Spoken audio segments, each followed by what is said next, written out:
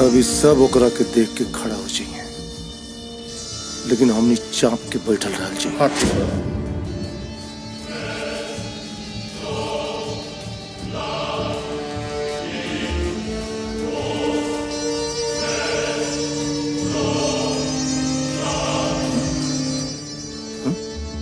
तोनी काय खड़ा हो गई रे? तू काय खड़ा बैला? ए माली, अच्छा तो इज्जत देहला से मिलेला, छीनब तो बेइज्जती न मिली। तो जब बोले ले उल्टे काहे बोले ले?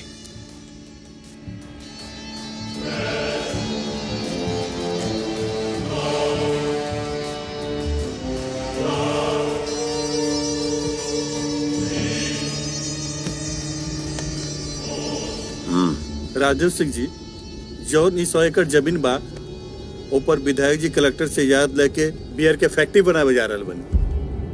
खली जी तो अपना हिस्सा के जमीन दे दिले बानी, अगर वो भी अपना हिस्सा के जमीन दे देती तो सगरे गांव के भलाई हो जाए। पूरा के पूरा जमीन हम अपन गांव वालन में बांट दिले बानी। राजदेव सिंह, तोरा गांव की जमीन हमरे फ्री में ना चाहिए, कीमत बोला मिल जाई।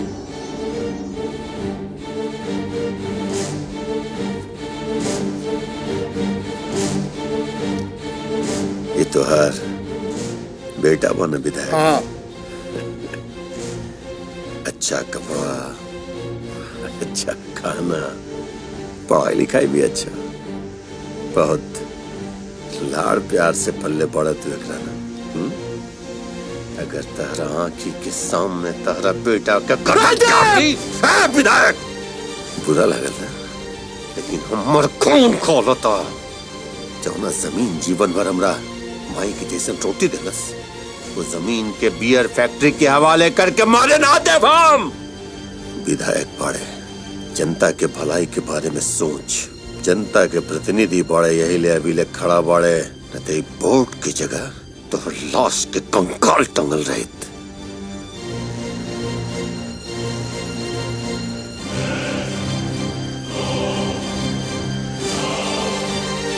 खली सिंह, हर कीमत पर ये जमीन हमरा चाहिए।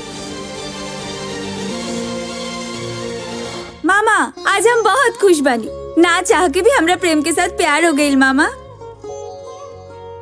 मामा कुछ बोलत काहे नहीं ख मामा? ए मामा, हमरा के देख के इनका के सांप सूंघ गई बा। चाचा जी रवा? हाँ, घर के इज्जत बढ़ावे खातिर तोहरा के यहाँ पढ़े भेजल गए है, और ते इज्जत के बर्बाद करे वाला प्यार के पढ़ाई पढ़ाता रे। सामान पैक हो गई बा, चल घरे।